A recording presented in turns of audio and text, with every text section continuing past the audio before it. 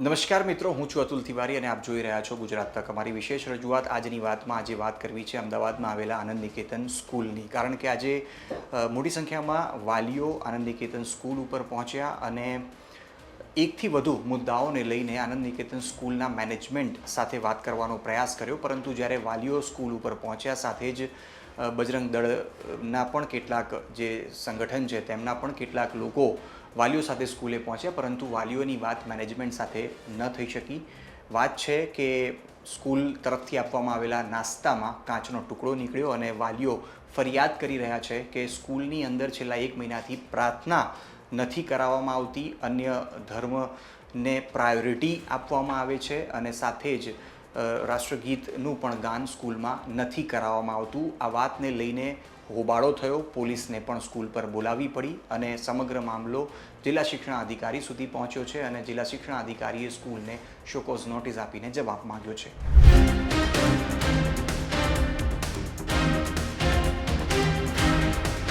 મિત્રો, અમદાવાદમાં આવેલી સિલજની અંદર આનંદ નિકેતન સ્કૂલ કે જ્યાં છેલ્લા કેટલાક સમયથી પ્રાર્થના ન થતી હોવાને લીધે વાલીઓ ફરિયાદ કરવાના મૂડમાં હતા, પરંતુ આજે સવારે કેટલાક વાલીઓ એક વિદ્યાર્થી કે જેના નાસ્તામાં કાચનો ટુકડો આવ્યો હતો તેની ફરિયાદ લઈને સ્કૂલમાં પહોંચ્યા, પરંતુ ફરિયાદ સાંભળવા માટે સ્કૂલમાં કોઈ હાજર નહોતું.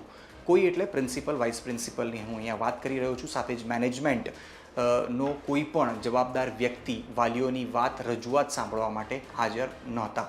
કેટલાક શિક્ષકો મળ્યા જેમની ઉપર વાલીઓનો સ્વાભાવિકપણે જે રોષ છે તે નીકળતો જોવા મળ્યો. કેટલાક શિક્ષકોએ વાલીઓની વાત તો સાંભળી, પરંતુ જવાબ આપવા માટે કોઈ પણ સક્ષમ વ્યક્તિ હાજર ન હોવાથી સમગ્ર જે રજૂઆત હતી તે હોબાળામાં પરિવર્તિત થઈ ગઈ.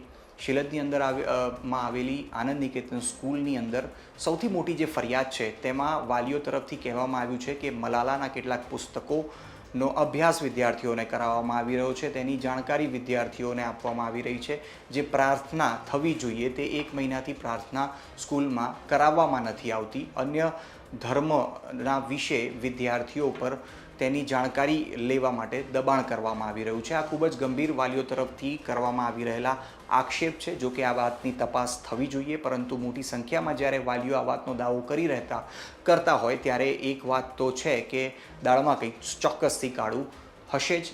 કેટલાક જે વાલીઓ દાવો કરી રહ્યા છે તેમાં કંઈક હકીકત હોવી જોઈએ. જો કે કેટલી હકીકત છે, શું સચ્ચાઈ છે તે તો હવે તપાસના અંતે સામે આવશે, પરંતુ આજે જે પ્રકારે હોબાળો થયો તેમાં મોટી સંખ્યામાં વાલીઓ જ્યારે પહોંચ્યા ત્યારે બજરંગ દળના કેટલાક કાર્યકર્તાઓ પણ ઉપસ્થિત હતા, પરંતુ બજરંગ દળની સાથે વાલીઓની રજૂઆતનો જવાબ આપવા માટે સ્કૂલ મેનેજમેન્ટ તરફથી કોઈ પણ વ્યક્તિ હાજર નહોતું.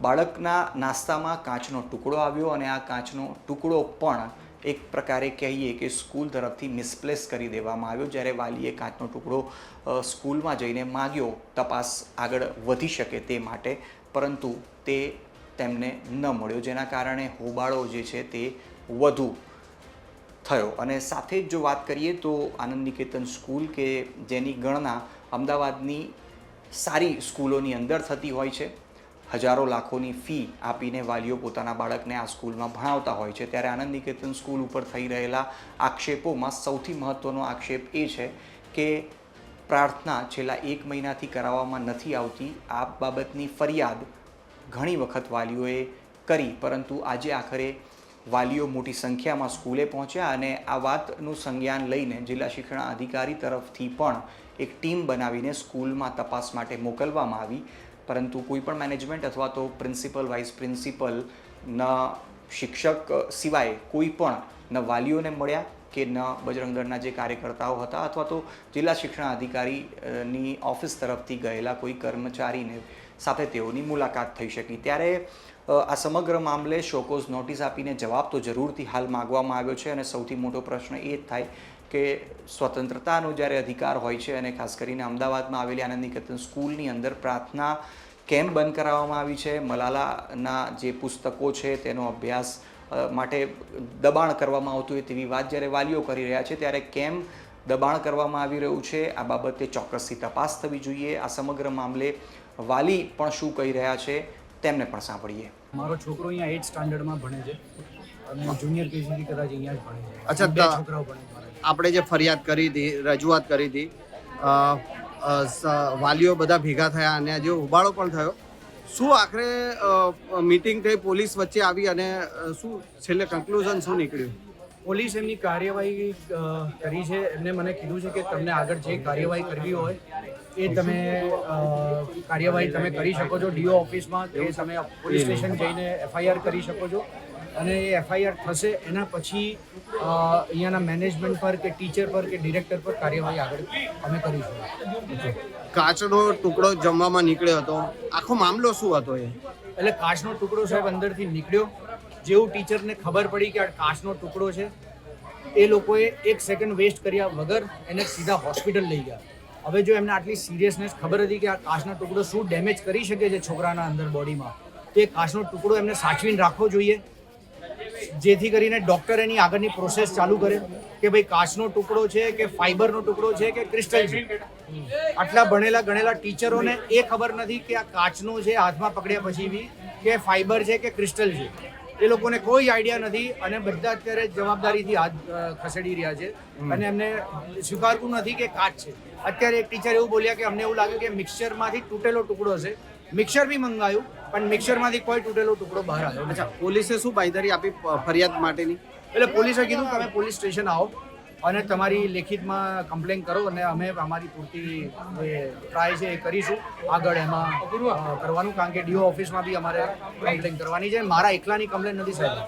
આ તમે આજે જોવો છો, કદાચ અત્યારે આવ્યા હશો, બાકી અહીંયા 100 જણથી વધારે પેરેન્ટ્સ હતા જે લોકોને આ કમ્પ્લેન હતી, પણ એ લોકો અહીંયા જાય તો એકલ દોકલમાં એ લોકોને વાત કરાવીને પતાવી દે અને ધમકાઈને જતા રહે. તો વાલીઓના આક્ષેપ બાદ જ્યારે કોઈ પણ જવાબ આપવા માટે સક્ષમ વ્યક્તિ સ્કૂલમાં હાજર ન હતો, ત્યારબાદ મોટી સંખ્યામાં જ્યારે વાલીઓની હાજરી સ્કૂલમાં પણ હતી, ત્યારે તકેદારીના ભાગરૂપે પોલીસ પણ સ્કૂલે પહોંચી હતી. જિલ્લા શિક્ષણ અધિકારીના જે કર્મીઓ છે ઓફિસના, તેઓ પણ પહોંચ્યા હતા, પરંતુ આખરે પોલીસે લેખિતમાં ફરિયાદ સ્કૂલ વિરુદ્ધ આપવા માટે વાલીઓને કીધું છે. તો આ અંગે સમગ્ર જે કાર્યવાહી છે તે કાનૂની રાહે પણ થઈ રહી છે, પરંતુ સૌથી મોટો સવાલ એ જ છે કે જ્યાં વાલી હજારો લાખો રૂપિયાની ફી આપીને પોતાના બાળકોને ભણાવતા હોય, ત્યાં જ્યારે પ્રાર્થના ન થતી હોય અને પ્રાર્થના સિવાય અન્ય ધર્મ માટે બાળકને તેના જ્ઞાન લેવા માટે અથવા તો તેનો અભ્યાસ કરવા માટે જ્યારે દબાણ કરવામાં આવતું હોય, તો આ તપાસનો જરૂરથી વિષય છે.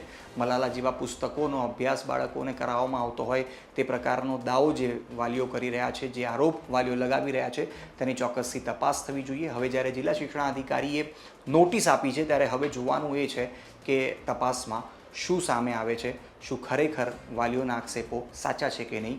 જો કે આના જવાબ માટે ઇંતજાર કરવો પડશે અને જરૂરથી રાહ હશે જવાબની કે જિલ્લા શિક્ષણાધિકારી જ્યારે તપાસ કરે છે ત્યારે તેમની તપાસમાં શું નીકળે છે તેની પણ આપને અપડેટ આપીશું.